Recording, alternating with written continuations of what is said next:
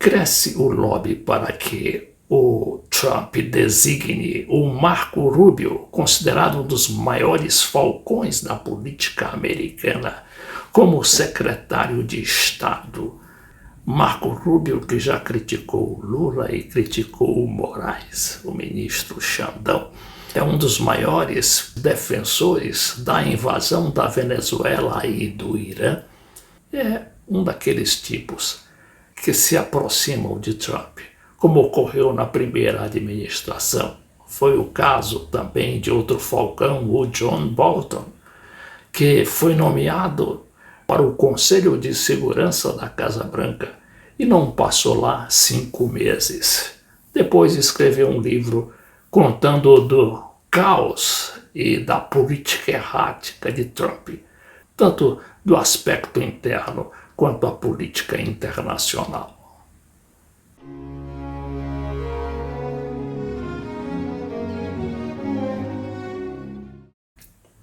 Aqui eu vejo uma notícia da Jovem Pan, dizendo: Marco Rubio, senador que já criticou Lula e Moraes, é cotado para chefiar a diplomacia de Trump. O presidente eleito dos Estados Unidos está em processo de formação de sua equipe de política externa e segurança. De acordo com a informação do New York Times, ele pretende nomear o senador Marco Rubio, da Flórida, para o cargo de secretário de Estado. Rubio, que ocupa uma cadeira no Senado desde 2010, é conhecido por suas posições firmes em relação a países como a China, Irã, Venezuela, Cuba e até o Brasil. Ele já chamou o presidente Luiz Inácio Lula da Silva de líder da extrema-esquerda em 2023, pela proximidade com a Venezuela, e foi um notório crítico da suspensão do X, o antigo Twitter do Brasil. Bom, a gente estava lembrando aqui inicialmente do John Bolton. O John Bolton foi nomeado e depois demitido pelo Twitter, um simples Twitter do Trump, acusando o John Bolton de excesso de radicalismo, sobretudo quando ele vinha com propostas para invadir a Venezuela e o Irã. Mas voltemos aqui à Venezuela.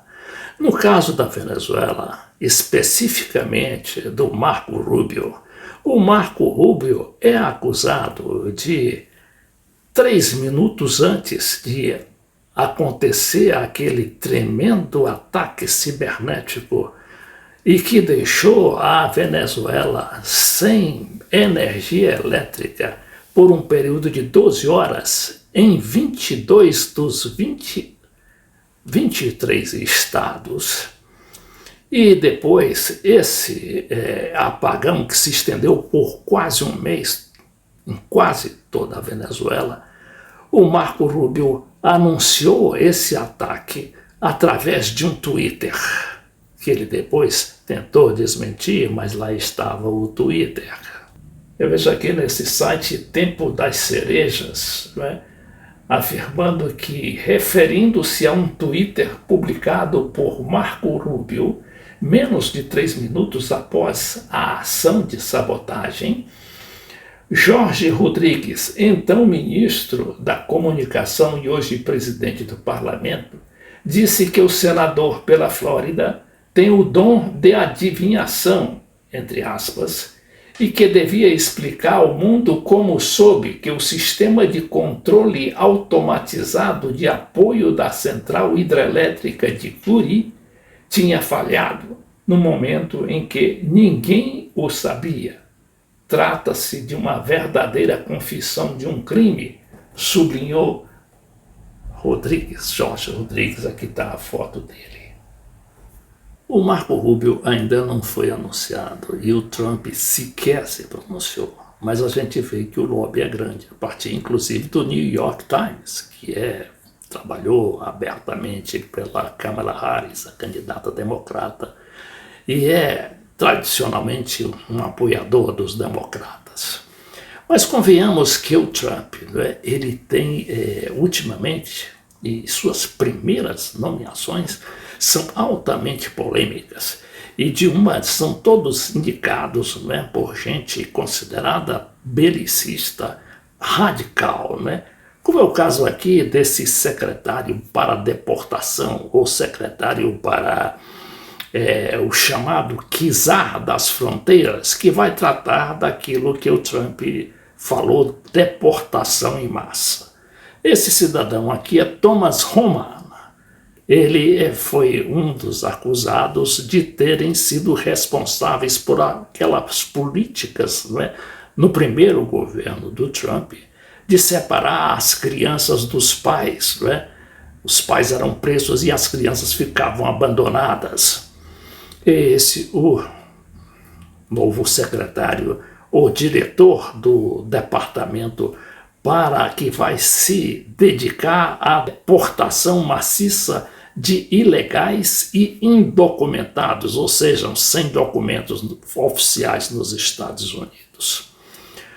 Outra indicação considerada radical é a da deputada por Nova York, Elise Stefanik, que foi designada, ou será designada, como a futura embaixadora dos Estados Unidos na ONU, outro posto-chave do Departamento de Estado.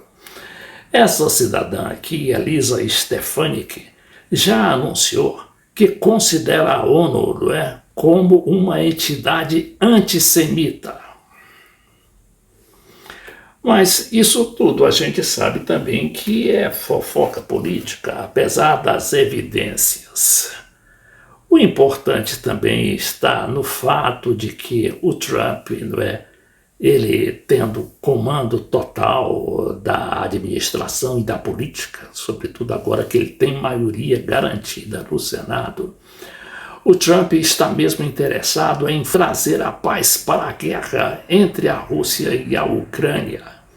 Ele não falou ainda quais serão as condições, mas está trabalhando intensamente para isso, e com ele está sua equipe e a equipe de Putin lá da Rússia. Lembre-se que o Trump, apesar dessa sua fama de radical, de belicista, foi ele quem tirou os soldados americanos do Iraque e também do Afeganistão, fazendo um acordo, inclusive com os talibãs. Para não falar naquele encontro que ele teve presencial, pessoalmente, com o presidente da Coreia do Norte, apesar de aquilo não ter rendido na prática muita coisa, porque a Coreia do Norte continuou a soltar seus foguetes, inclusive uns daqueles que ameaçam atacar os Estados Unidos, e foguetes com ogivas nucleares.